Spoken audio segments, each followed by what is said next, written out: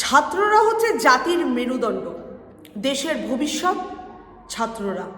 আর বাংলাদেশের ছাত্রদেরকে কি শেখাচ্ছে?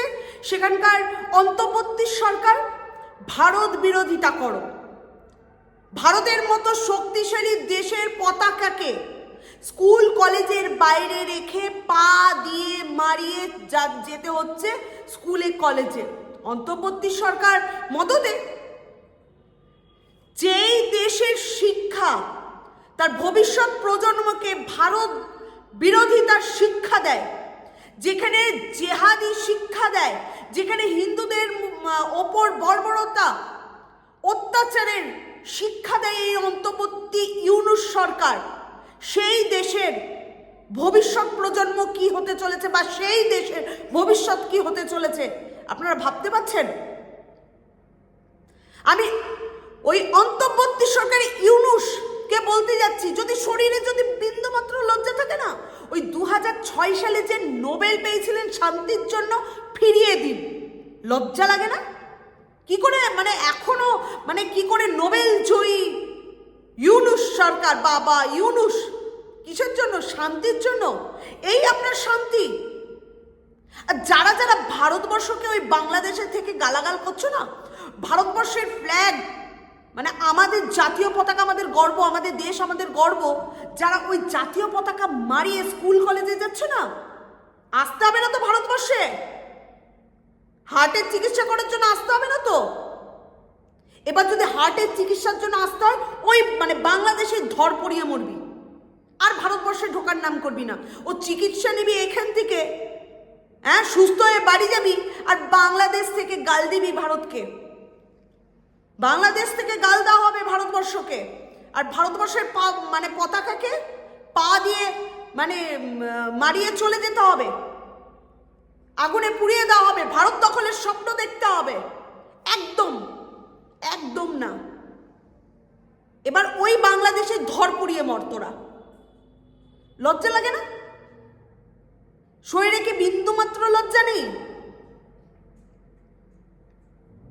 সবই তো এখান থেকে যায়, আলু পেঁয়াজ। তোদের যে এমন হাল হবে না, এই যে লাফানি চোফানিগুলো বন্ধ হয়ে যাবে। ভালো শিক্ষা দীক্ষা নিতে আসতে হচ্ছে ভারতবর্ষে, চিকিৎসা। আরে তোরা, আমরা যদি ভারতবর্ষটা মনে করি না, তোরা ওই বাটি হাতে বসে থাকবি। আজকে ইউনূস সরকার, যে নাকি নোবেল জয়ী শান্তির জন্য, এই শিক্ষা দিচ্ছে হিন্দুদের ওপর বর্বরতা অত্যাচার। ইসকন মন্দির আজকে প্রথমে কি বললো? ইসকনকে অবৈধ নিষিদ্ধ করতে হবে। হ্যাঁ, নিষিদ্ধ করতে হবে। ইসকন সম্পর্কে কোনো ধারণা আছে? ভয়ে আবার অবশ্য পিছিয়েছে।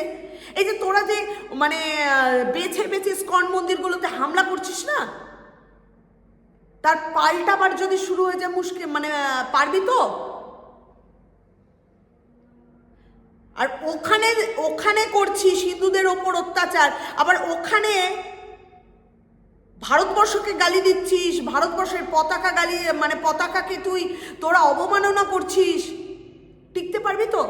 এই ভারতবর্ষের প্রধানমন্ত্রী নরেন্দ্র মোদীজি, ভালো করে বুঝে রাখ, ভারতবর্ষের প্রধানমন্ত্রী নরেন্দ্র মোদীজি, ওনার মাথা যদি একবার যদি খারাপ হয়ে যায় না, তোদের অবস্থা কি করতে পারে ধারণা করার বাইরে।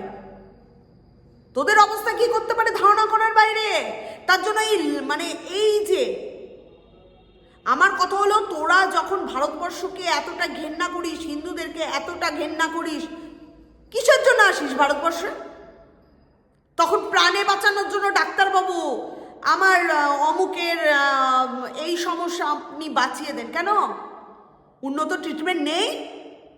চলে আসিস মুখ উঠিয়ে নির্লজ্জদের মতো মুখ উঠিয়ে বাংলাদেশিরা চলে আসে। এই এই বাংলাদেশিদের কোনো একটা ইয়েই নেই, কুকুরের মতো চলে আসে ভারতবর্ষে। আমরা খাবার না পাঠালে তো ওদের যদি আমদানি রপ্তানি যদি বন্ধ করে দিই, ওরা তো না খেয়ে মরবে।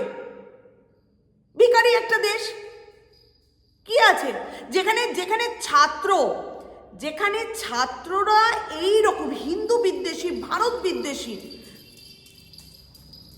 সেই তার ভবিষ্যৎ কি হবে? সেই দেশের ভবিষ্যৎ কি হবে? ধ্বংস হয়ে যাবে, ধূলিসাৎ হয়ে যাবে। আর কে তোদের সাথ দেবে? এই মুহূর্তে তো পাকিস্তানও সাথ দেওয়ার মতো কিছু নেই, চীনেরও সাথ দেওয়ার মতো কিছু নেই। তোদের সাথটা কে দেবে? এত লাফানি চাফানি করছিস যে তোদের সাথ কে দেবে? অন্তর্বর্তী ইউনূসকে বলছি, সরকার কে সাথ দেবে? শেখ হাসিনার প্রত্যাবর্তন তো মানে আপনারাই সুনিশ্চিত করে দিচ্ছেন। নিজেদের ভেতরকার দ্বন্দ্ব সামলাতে পারছেন না, দেশ সামলাতে পারছেন না, অপর দেশকে আবার ভারতবর্ষের মতো শক্তিশালী দেশকে আপনারা এইভাবে অপমান করছেন। কি মনে করছেন দেশের প্রধানমন্ত্রী নরেন্দ্র মোদীজি কি চুপ করে বসে থাকবে? চুপ করে বসে থাকবে? দেশের প্রধানমন্ত্রী কিন্তু নরেন্দ্র মোদীজি। আর বাংলাদেশের আপনি তো অন্তর্বর্তী, আপনাদের তো অন্তর্বর্তী সরকার চলছে, কিন্তু যিনি মেন প্রধানমন্ত্রী শেখ হাসিনা বাংলাদেশে, তিনিও কিন্তু ভারতবর্ষে আশ্রিতা। এই নরেন্দ্র মোদীজির মানে এই দেশ তাকে আশ্রয় দিয়েছে। তিনিও কিন্তু যখন প্রত্যাবর্তন করবেন বাংলাদেশে, খুব শীঘ্রই করছে, কারণ দেশের প্রধানমন্ত্রী নরেন্দ্র মোদীজি, তার কাছে সবার আগে দেশ। আর যে দেশকে অপমান করে ছাড়বে না, আপনাকেও ছাড়বে না। আপনাকেও এমনভাবে পালাতে হবে না। এই স্বাধীনতা চেয়েছিল, স্বাধীনতার নাম করে ছাত্ররা যে জিহাদি আন্দোলন শুরু করেছিল, এই ছাত্ররাই তো নাকি? সব আপনার মদতে। যদি শরীরে ইউনূসের যদি রক্তবিন্দু থাকে না, এক বিন্দু রক্তবিন্দু থাকে, লজ্জা থাকে, তাহলে নোবেল পুরস্কারটা ফেরত দিয়ে দেওয়া প্রয়োজন।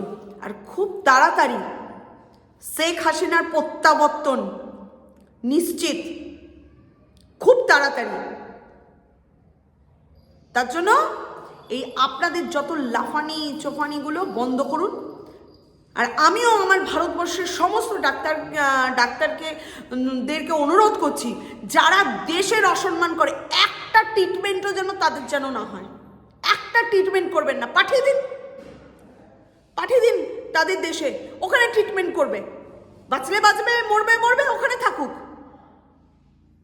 ট্রিটমেন্ট নেওয়ার জন্য ভারতবর্ষ, তখন বুঝতে পারবে এরা, তখন এরা বুঝতে পারবে কত ধানে কত জল থাকে ওই বাংলাদেশে আর ভারতবর্ষের সাথে পাঙ্গা। মানে কি বলবো, মানে এদের এই একটা ভারতবর্ষের বুকে যে বাংলাদেশের বুকে যেভাবে হিন্দু নির্যাতন চলছে এই ইউনূসের মদতে, এর পতন অনিশ্চিত, এর পতন অনিশ্চিত। আর বাংলাদেশের হিন্দুদের কথা বলতে চাইছি, ভারতবর্ষ আপনাদের সাথে আছে। ভারতবর্ষের শক্তিশালী প্রধানমন্ত্রী নরেন্দ্র মোদীজি আপনাদের সাথে আছে। নির্ভয়ে থাকুন, নরেন্দ্র মোদীজি আপনাদেরকে কিচ্ছু হতে দেবে না।